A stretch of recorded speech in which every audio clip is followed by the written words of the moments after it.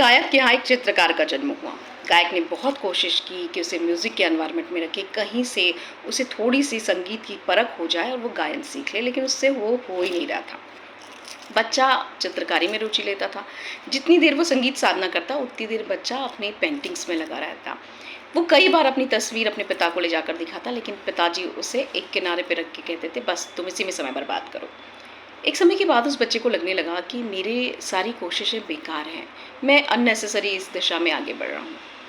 एक दिन स्कूल में एक टीचर ने उसकी राइटिंग देखी, उसकी राइटिंग को देखकर उन्होंने उससे पूछा, "क्या तुम पेंटिंग बनाते हो?" उसने कहा, "हाँ सर, मुझे बहुत पसंद है पेंटिंग बनाना।"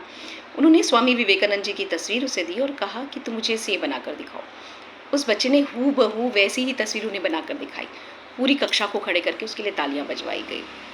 बच्चा बड़ा खुश हुआ, उसे आभास हुआ कि उसके अंदर भी कोई हुनर है।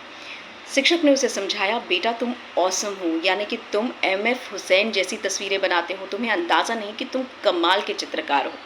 तुम इस कला को हमेशा जीवित रखना और इसके लिए मैं तुम्हें बहुत सारे कलर्स ला के दूँगा।" उनके इस एक एप्रिसिएशन ने उस बच्चे को एक नई दिशा दी और वो राष्ट्रीय स्तर का पुरस्कार विजेता भी बना।